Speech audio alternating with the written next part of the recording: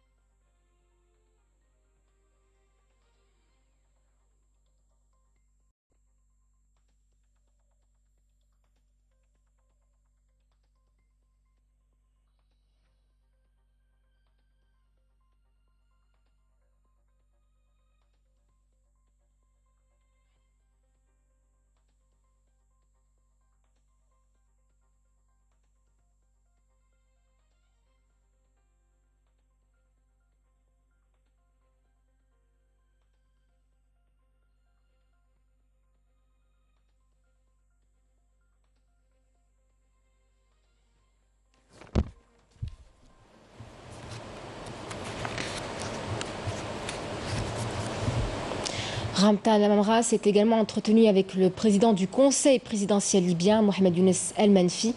Le chef de la diplomatie algérienne a réitéré la solidarité de l'Algérie et son soutien permanent au peuple libyen, frère, pour la concrétisation des priorités de l'étape actuelle, comme l'a réaffirmé maintes fois le président de la République, Abdelmadjid Tebboune, notamment en ce qui concerne la réalisation d'une réconciliation nationale inclusive qui tournera les pages des différends. Tête-à-tête également avec son homologue jordanien Ayman El-Safadi, avec qui il a été notamment question de cerner les voies et moyens même de renforcer la concertation en soutien aux causes arabes, en tête desquelles la cause palestinienne.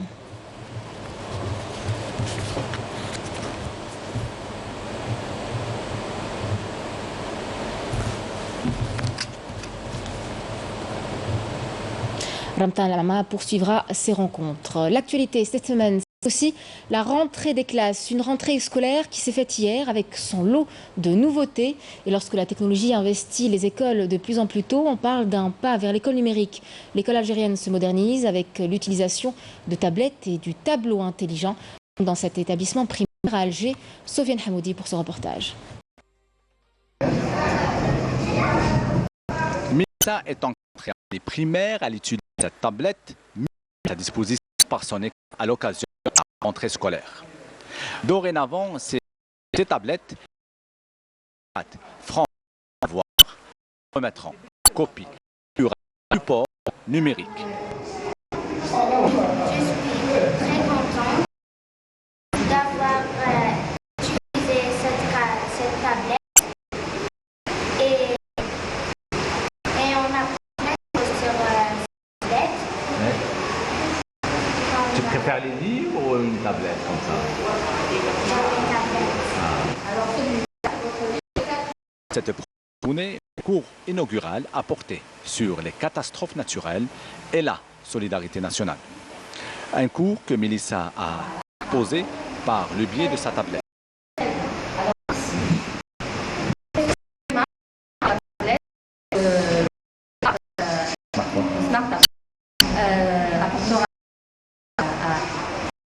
À l'apprenant ainsi qu'à beaucoup d'enseignants.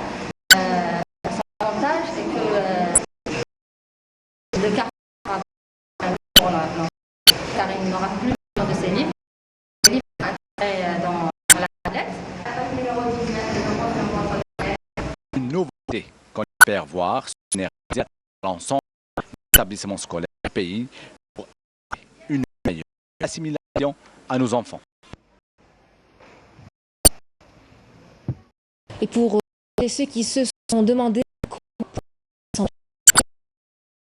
ans, on s'est mis d'un à remonter le temps pour vous faire la rentrée des classes en 1962 ou lors de l'époque et de rejoindre l'école, un défi à relever vu le contexte.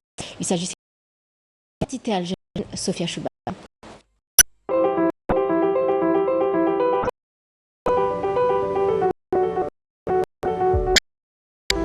La rentrée scolaire de 60 en Algérie a été un immense défi. Ressent enregistré près d'1 million d'élèves sur les bancs. La tendance étant acquise, préparer les jeunes citoyens publics à une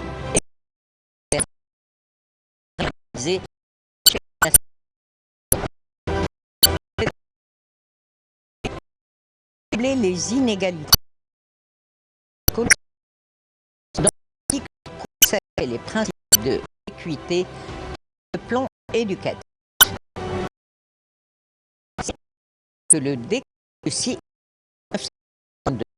du gouvernement a été conditions de la rentrée scolaire, le calendrier des vacances, la disponibilité du enseignant, la responsabilité des inspecteurs de l'éducation. Dans ce contexte particulier, la tâche n'était pas aisée du fait qu'il y avait peu de structures pédagogiques. Algériens ont entamé la construction de nouvelles écoles, la formation d'enseignants, le nouveau système d'éducation.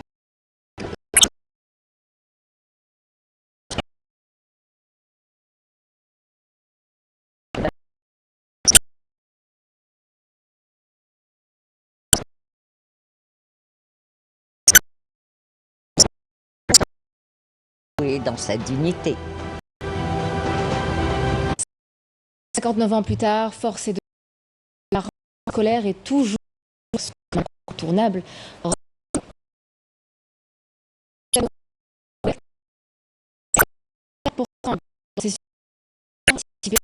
Nos caméras ont suivi un jeune universitaire et candidat dans Bord al-Kifaya par récolte d'un maximum de Hamouche.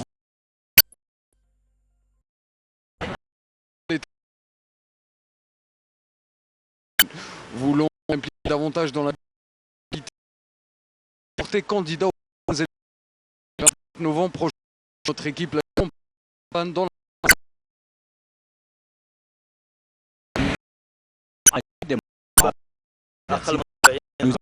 ces locales sont la clé pour amorcer le changement. Vous on vote. Nous jeunesse lutter contre la corruption, coup de doléances pour vaincre les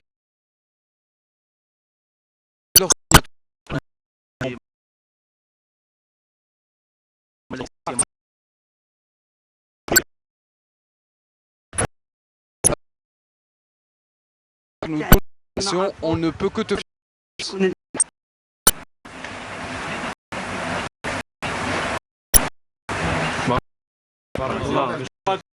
après une longue année de campagne, Bilal le groupe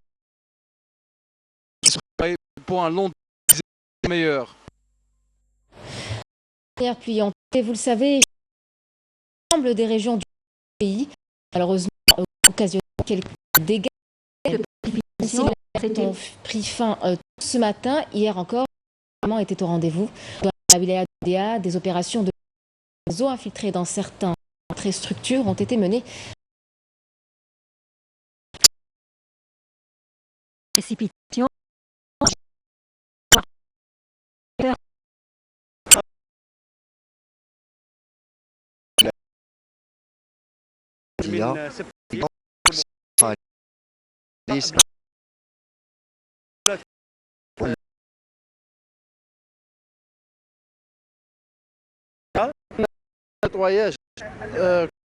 Avant ces fortes précipitations, nous avions procédé au niveau et aujourd'hui, nous n'avons pas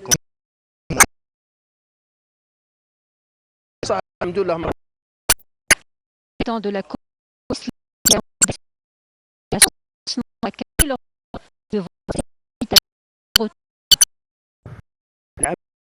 Nous avons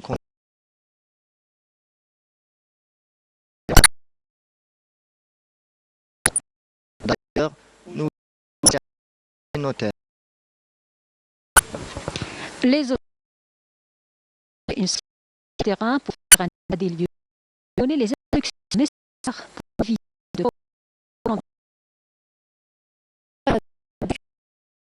classification du grenadier par la technique d'excellence et un rendement des conséquents. Exemple ce midi dans la localité de Raya Al-Taraf où l'arboriculteur Nasraya a fait l'expérience avec un résultat satisfaisant. Saïd Amayouf à sa rencontre, reportage.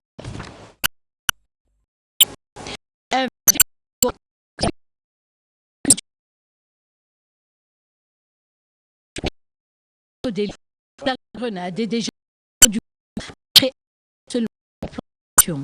Derrière ce l'arboriculteur Nasrayed qui a eu l'idée d'intensification de la variété de grenades remontant aux années 40 en recours à la technique in vitro.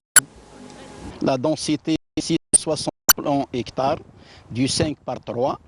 C'est une variété de grenade, une variété très très ancienne qui date des années 40. variété معروفة بواحد المنطقة يقولها سيدي جميل جور لا ولاية دو طارف. سامبلومون نحن لو تيروار غروس فيه سيدي جميل هذا سي اون تير اليفيونير فيها الواد شاك فوا ولي زاليفيون تعرفوا ديما يجيبوا جديد سي اون تير ايفولوتيف. انا قصرت مع الايطاليان كي شفتها برزت وكلاسات مليح قصرت مع الايطاليان قلت له سيليا اون بوسيبيليتي باش لا مولتيبليكاسيون ان فيترو باسكو انا عندي une grande idée in vitro c'est une رجعنا بها لا سوش رجعنا لا بروميراسيون درك انني غير بروميير جينيراسيون غير ان بلان ان فيترو لافونتاج سي لا ميز ا بروي رابيدمون دونك سي اون plante qui est âgée d'une année après une année راكم تشوفوا النومبر دو فروي اللي كاين ورانا قاعدين نصوروا فيه actuellement. Avec un rendement de 5 à 10 kg par plant, la proximité de ce verger à 20 km de Annaba lui a valu l'appellation de Annaba la coquette.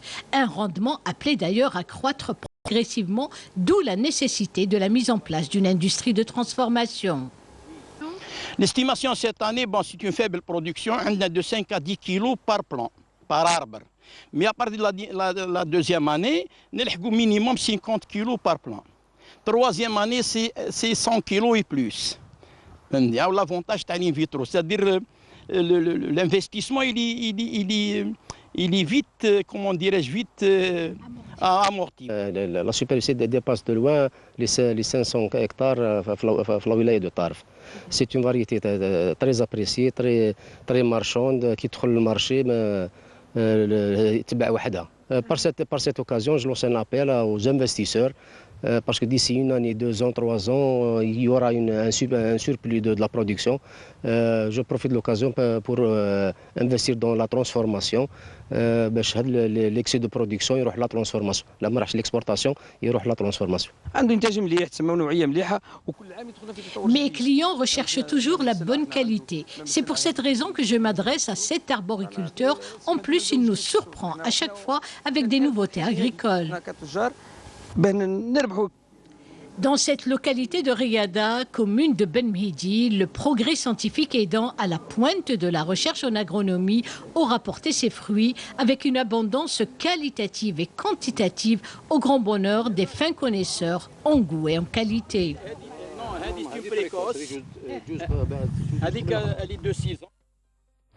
Santé et les contaminations au Covid-19 chez nous qui se maintiennent en dessous de la barre des 200 cas. Le dernier bilan fait état de 182 nouveaux cas confirmés, 150 nouvelles guérisons et 16 décès malheureusement à déplorer ces dernières 24 heures. On passe à présent à ce communiqué du ministère de la Défense nationale. Dans le cadre de leur noble mission de défense et de sécurisation du territoire national contre toute forme de menace, des détachements et des unités de l'armée nationale populaire ont mené jusqu'à hier de multiples opérations qui témoignent de l'engagement infaillible de nos forces armées à préserver la quiétude et la sécurité dans notre pays. Dans le cadre de la lutte antiterroriste, des détachements de l'ANP ont appréhendé 12 éléments de soutien aux groupes terroristes dans des opérations distinctes à travers tout le territoire national. Dans le cadre de la lutte contre la criminalité organisée et dans la dynamique des efforts soutenus visant à contrecarrer le fléau du narcotrafic dans notre pays, des détachements combinés de l'ANP ont intercepté, en coordination avec les différents services de sécurité au niveau des territoires des 2e et 3e régions militaires, 23 narcotrafiquants et mis en échec également des tentatives d'introduction de quantité de drogue via les frontières avec le Maroc, s'élevant à 11 quintaux et 30,5 kg de kiff traités, ainsi que 533 grammes de cocaïne, tandis que 14 autres narcotrafiquants ont été arrêtés, en plus de 44 709 comprimés psychotropes saisis dans diverses opérations exécutées à travers les autres régions militaires. Par ailleurs, des détachements de l'ANP ont appréhendé à Tamanrasset, Ingezem, Borj Badi Mortar, Janet et Inamenas 436 individus et saisi 45 véhicules, 343 groupes électrogènes, 168 marteaux-piqueurs, des quantités d'explosifs, d'outils de détonation et d'autres équipements utilisés dans des opérations d'orpaillage illicites, ainsi que 59 tonnes de mélange d'or brut et de pierre, alors que 8 autres individus ont été arrêtés, 10 fusils de chasse, 2 pistolets automatiques, 5992 cartouches pour fusils de chasse, 5015 unités d'articles pyrotechniques et 1532 unités de diverses boissons ont été saisies à Al-Oued, Biskra, Betna, Tebessa, Djelfa, Tizi Ouzou et Tiaret. Des tentatives de contrebande de quantité de carburant s'élevant à 15 554 litres ont été déjouées à Tebessa, El Taraf et Sougaras. Dans un autre contexte, les gardes-côtes ont déjoué au niveau de nos côtes nationales des tentatives d'émigration clandestine de 330 individus à bord d'embarcations de construction artisanale, alors que 70 immigrants clandestins de différentes nationalités ont été appréhendés à Inamenas, El Oued, Ouergla, Tlemcen et Insalah. Fin de ce communiqué. L'actualité internationale marquée par les violences entre éleveurs nomades et cultivateurs sédentaires dans l'est du Tchad. Ils ont fait 27 morts. Des affrontements, des conflits fonciers réguliers liés à la possession et l'utilisation des terres début d'août, à savoir de personnes péri et déjà des combats pour des raisons similaires. Nous ne cherchons pas une nouvelle guerre froide avec la président américain qui s'exprimait à l'Assemblée générale des Nations unies à New York pour la première fois de son mandat a défendu son attachement au multilatéralisme à des alliés européens qui l'accusent de bien faire trop souvent seuls. Pour eux, les États-Unis participent avec vigueur à la compétition, a-t-il prévenu, sans directement nommer la licence. Au Canada, les libéraux de Justin Trudeau ont remporté les législatives, une demi-victoire toutefois pour le Premier ministre sortant qui n'est pas parvenu à redevenir majoritaire, issu d'une campagne durant laquelle il a été malmené. Selon les résultats préliminaires, le Parti libéral obtient 158 sièges des 170 sièges pour constituer une majorité. Justin Trudeau serait donc contraint de former un gouvernement minoritaire comme en 2019. Et puis, le séisme de magnitude 5,9 qui a frappé le sud-est de l'Europe et faisant les immeubles de dans une région peu habituée aux tremblements de terre. Les scènes d'habitants paniqués sortant des maisons ont envahi les réseaux sociaux. Il faut savoir aussi qu'un séisme d'une telle ampleur se produit tous les 10 à 20 ans dans cette région.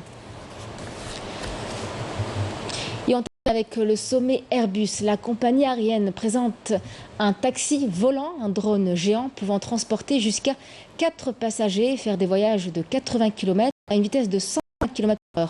Objectif, créer un moyen de transport écologique. Le premier vol du site Airbus devrait avoir lieu en 2023.